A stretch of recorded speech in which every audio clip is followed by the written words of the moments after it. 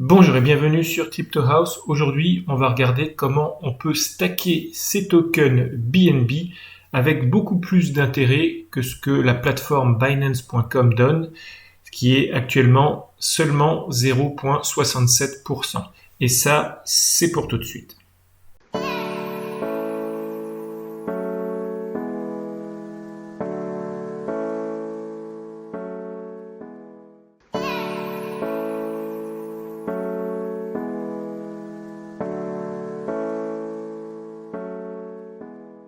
Aujourd'hui, stacker ces BNB sur Binance, il n'y a vraiment rien de plus simple. Il suffit de les laisser dans ce qu'ils appellent le Flexible Saving pour obtenir 0,67% par an, ce qui est vraiment pas beaucoup. Alors, Binance offre une autre option qui est le fait de pouvoir bloquer ces BNB pendant une période délimitée. Et là, on peut obtenir jusqu'à 27% par an. Mais il faut donc bloquer ces BNB.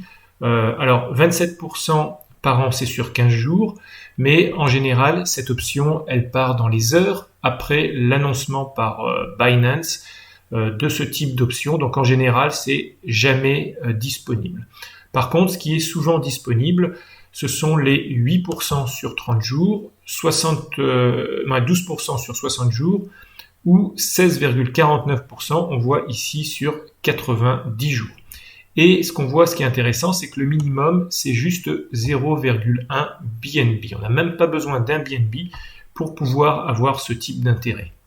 Mais aujourd'hui, il existe encore mieux. On peut gagner encore plus d'intérêt de manière complètement décentralisée. Alors, ce qu'il faut savoir, c'est que quand vous laissez vos tokens dans les lock staking ou les flexible staking ici, en fin de compte, vous laissez vos BNB en custody, en dépôt sur la plateforme Binance. Donc, c'est l'équivalent de laisser ses euros sur un compte épargne dans une banque. Mais ce qu'on veut, c'est essayer d'être en possession de ces tokens et qu'on soit le custody de ces tokens, que ce soit nous qui ayons la clé privée et que nos tokens donc nous appartiennent à 100%. Parce que, comme on dit, quand c'est pas votre clé, ce ne sont pas vos tokens. La première chose à faire, c'est d'abord de télécharger un wallet. Et le plus simple, c'est de télécharger tout simplement le wallet de Binance, donc de Binance Chain, qui est le Binance Chain Wallet, qu'on trouve donc comme extension au niveau du Google Web Store. Donc je vais laisser le lien dans la description. Mais donc c'est une extension de type MetaMask, mais spécifique au token, à l'environnement BNB. Ensuite, ce qui est intéressant, c'est que dans les documents Binance, donc docs.binance.org, on trouve ici un document qui vous explique exactement comment stacker vos tokens.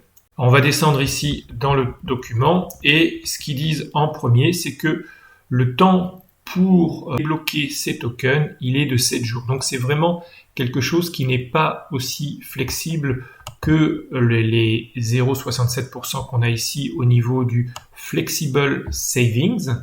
Ici, il y a les tokens qui sont bloqués pendant 7 jours. Donc, si vous avez besoin de vos tokens, il faut faire attention à ça. Donc, cette période de 7 jours. Ensuite, on peut redéléguer ces tokens. Ce qu'ils expliquent aussi, c'est qu'il faut un minimum de 1 BNB. Alors que sur la plateforme Binance, on peut commencer à déléguer à partir de 0,1 BNB. Ici, il faut 1 BNB. Alors, ce qui est quand même intéressant en ce moment, c'est que avec le crack qu'il y a eu ces derniers jours, le BNB, il est vraiment en solde puisqu'il est à moins de $300. Donc pour $280, environ 250 €, vous pouvez aujourd'hui avoir un BNB complet. Pour rappel, pourquoi je dis que c'est les soldes, c'est que le BNB est monté il y a quelques semaines ou quelques mois, il était à 677 $, donc presque 700 $. Alors ce qu'il faut faire ensuite, c'est trouver la liste de tous les validateurs, parce que ce qu'on veut, c'est donc déléguer nos tokens à des validateurs qui, eux, maintiennent la blockchain, valident les transactions un peu, alors je peux pas dire exactement comme Ethereum, mais on va dire c'est le même principe. Vous allez déléguer vos tokens à des validateurs qui, eux, vont s'occuper de la gestion de la blockchain. Donc, je vais laisser le lien ici dans la description. Hein. Donc, il y a un Binance.chain avec ici toute la liste de tous les délégateurs, ceux qui en sont actifs et ceux qui sont inactifs. Donc, bien sûr, il ne faut surtout pas déléguer ces tokens à des validateurs qui sont inactifs. Alors, par contre, vos tokens ne vous rapportent plus d'intérêt. Alors, ils ne peuvent pas partir avec vos tokens, hein, parce que vous ne faites que les déléguer à des validateurs. Ce ne sont pas leurs tokens, ça reste vos tokens, mais vous touchez 0, alors que vous pouvez toucher beaucoup d'intérêt en les laissant à des validateurs qui sont actifs. Alors, ici, ce qu'on voit, c'est que chaque validateur a un voting power, donc un nombre de tokens qui lui sont délégués, ce qui lui donne un poids. Hein, on voit ici, par exemple, celui-là, c'est 4,57%. Donc, on voit qu'il y a beaucoup de validateurs qui sont dans les 4 et quelques pourcents.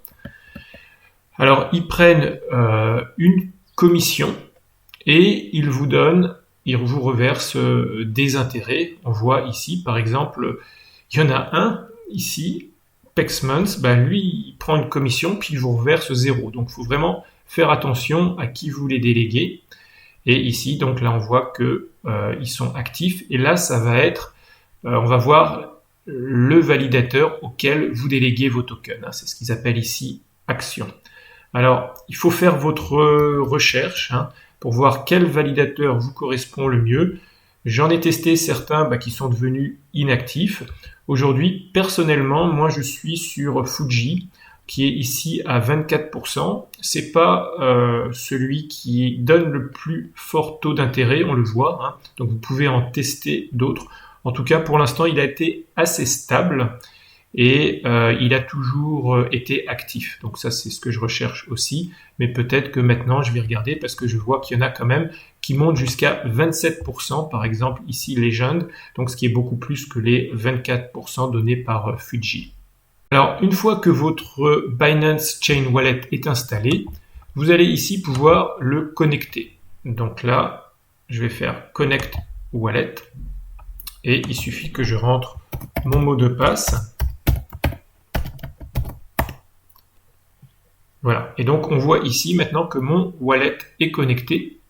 Je vais aller sur mon wallet ici, et on voit que pour l'instant, je n'ai pas assez de tokens. Donc ce que je vais faire, c'est que je vais d'abord approvisionner mon wallet en tokens.